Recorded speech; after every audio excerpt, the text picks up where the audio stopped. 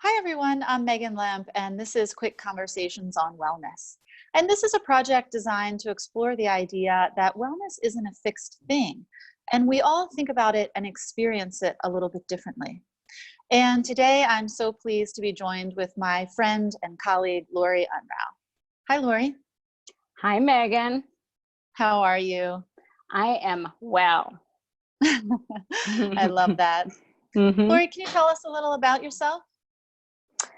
Well, I am 58, and I feel probably the best I've felt in a very long time at 58. Um, I have two boys, a 23-year-old and a 16-year-old, and my husband, everybody's working at home right now. I'm an acupuncturist, but before that, I practiced shiatsu, Japanese acupressure. Prior to that, I was in marketing and working on my master's in marketing when I quit to go to massage school. One of the So it's things been a that long journey. One of the things that I admire about you is that you have such a varied skill set and such an insightful way of experiencing your life. And I was just wondering if you could share with us your view and experience of wellness, both generally in the bigger picture and on a day-to-day basis, and share with us how that impacts your daily life. Okay, so that's a long range. So just starting with my basic view, my general view of wellness, it's what we were talking about earlier, is that it is personal. It is everyone's view of wellness is personal, and I think that's best because I can't impose my view of wellness on you. You have to forge your own path to wellness, and it's wellness and well-being is far more than a physical appearance. It's not really about appearances at all. You can have a chronic disease or be on your deathbed and still have a sense of well-being. I love that. So it's far more than a physiological or physical sense. It's really how you feel. It's your perception of your life, of your world, and everyone you're in relationship to or with. And how does that translate into how you live your daily life?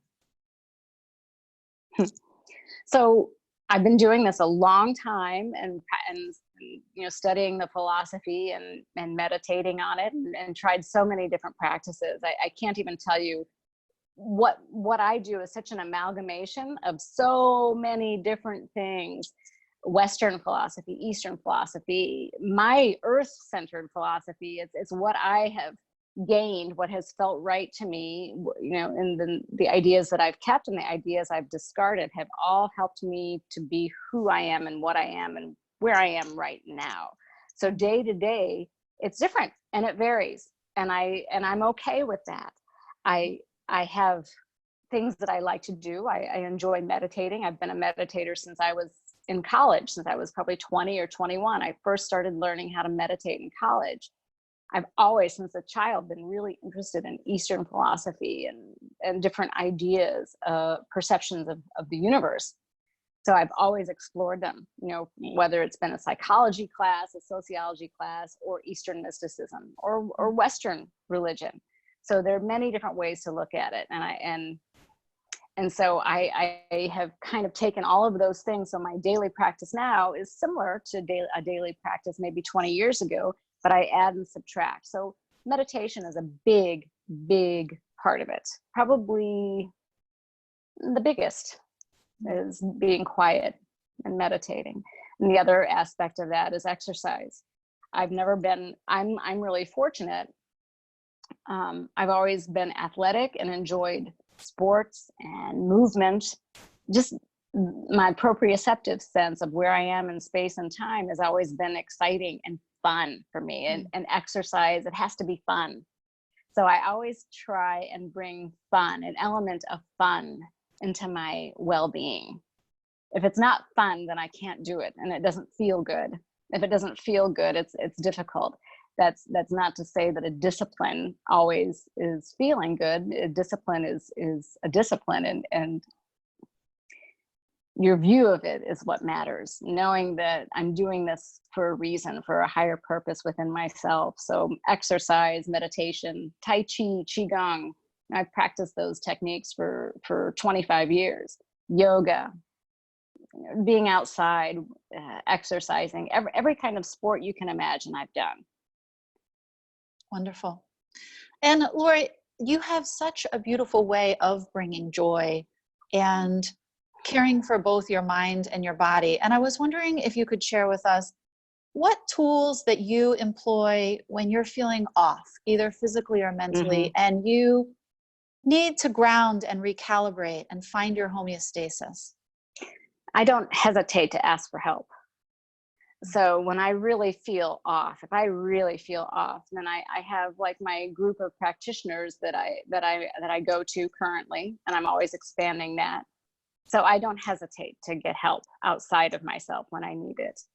So I love the work neural link, which is sort of like changing the nervous system, changing the brain through a series of muscle testing and tapping. It's very abstract and hard to describe, but it seems to work for me. Exercise always works for me, as I said before. Breathing, a qigong or meditation. Sometimes when I'm too off, it's difficult to sit, and I think most people can understand that. Sitting is one of the hardest things to do when you're feeling agitated, and everybody manifest their agitation or their feeling of not being in alignment with the universe in a different way. For me, it's a rat in a tin can. When I start feeling like a rat in a tin can, then I know I'm off.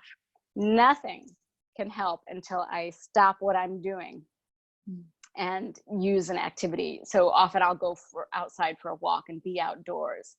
And then once I've burned off some of that adrenaline, because when you're a rat in a tin can, your adrenaline is going up, cortisol levels are going up. And so your body really, what it's saying is run, move, get going.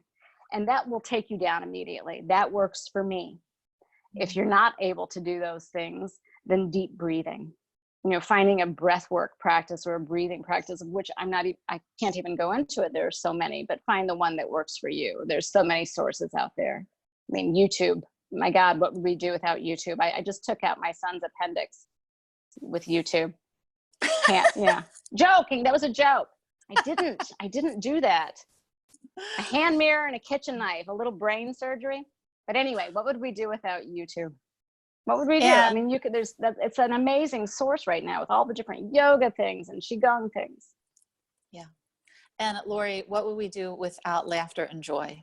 And thank you for I don't know what life so much would be. You're welcome. I don't know what life would be like.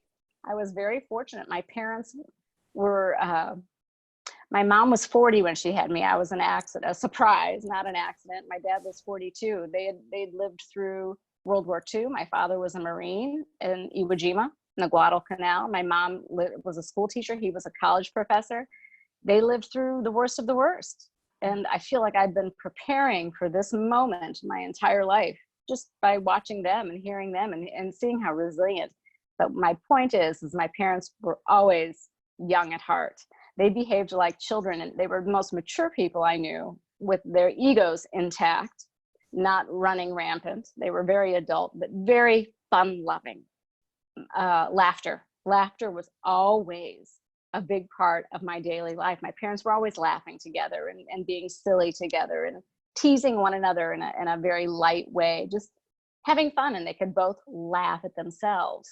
And so that's what I learned. That for me is normal. And so it was fun. So I grew up with fun and laughter and joy. And if you can't find that sense of feeling good and that laughter, then it will be very difficult to have a sense of well-being. There has been so much that you've shared that I think we can take away from this. So thank you so much for joining us. You're welcome. Thank you for having me.